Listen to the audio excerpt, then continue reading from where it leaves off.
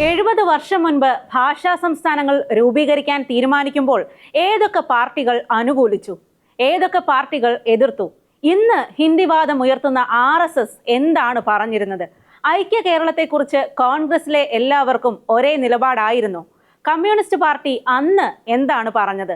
അന്നത്തെ ആ നിലപാടുകളുടെ വൈചിത്ര്യങ്ങളിലേക്കാണ് ഇന്നത്തെ സത്യം പറയട്ടെ.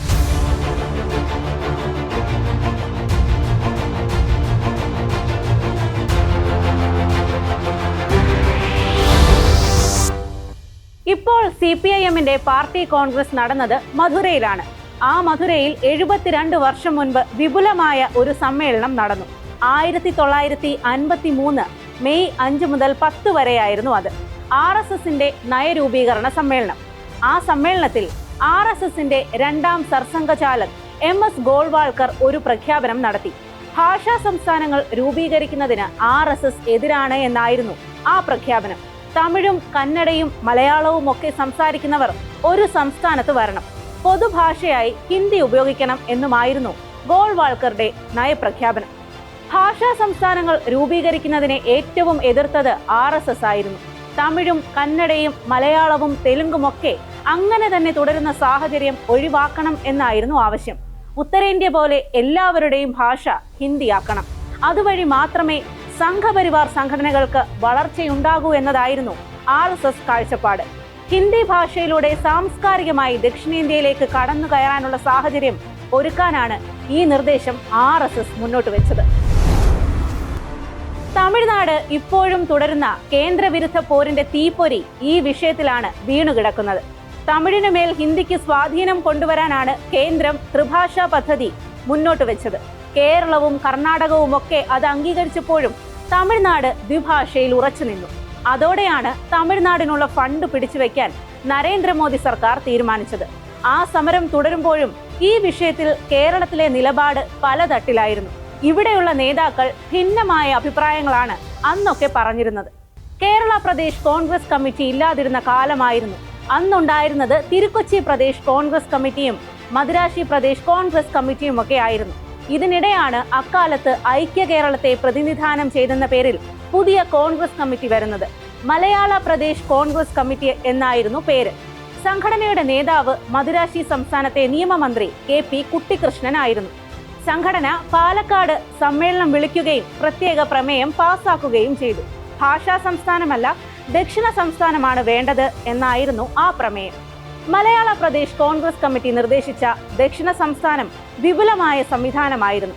അവശിഷ്ട മദുരാശിയും തിരുക്കൊച്ചിയും കുടകും എല്ലാം ചേർന്ന് വലിയ ദക്ഷിണ സംസ്ഥാനം വേണമെന്നായിരുന്നു ആവശ്യം. ഈ നിർദ്ദേശം ഉയർന്നപ്പോൾ തന്നെ തിരുക്കൊച്ചി പ്രദേശ് കോൺഗ്രസ് കമ്മിറ്റി വിയോജിപ്പ് അറിയിച്ചു.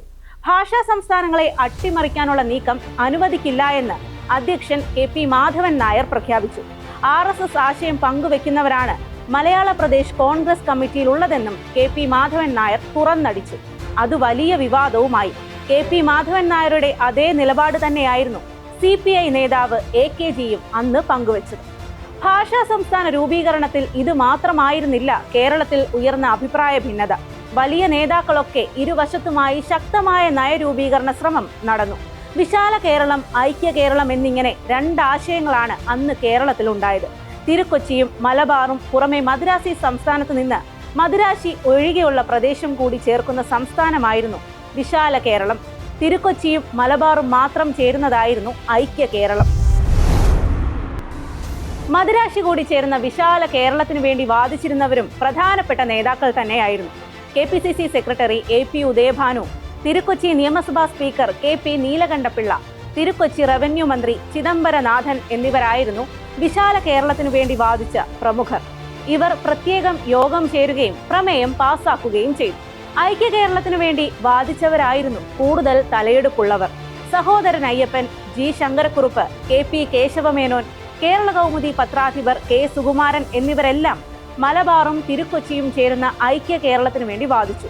ഇവർക്കൊപ്പമായിരുന്നു CPI എന്ന ഇന്ത്യൻ കമ്മ്യൂണിസ്റ്റ് പാർട്ടി.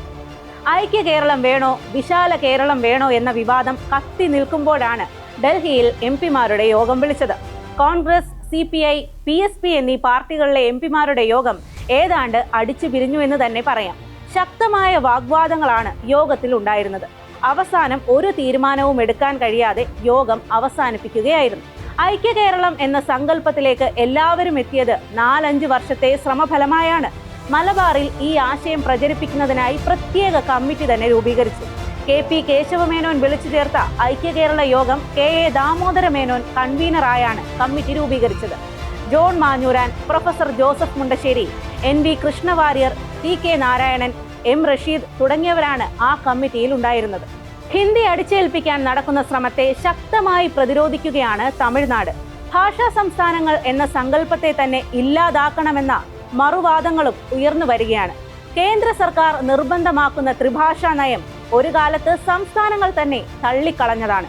ഹിന്ദി പൊതുഭാഷയാക്കുക എന്ന ആ നയത്തിന് അധികാര രാഷ്ട്രീയത്തിന്റെ ഗർവുണ്ട്. ഏതു കുഞ്ഞിനും ആദ്യം ലഭിക്കുന്ന അറിവ് മാതൃഭാഷയാണ്. ആ ഭാഷയെയാണ് ശ്വാസം മുട്ടിച്ചു കൊല്ലാൻ ശ്രമം നടക്കുന്നത്. നമസ്കാരം.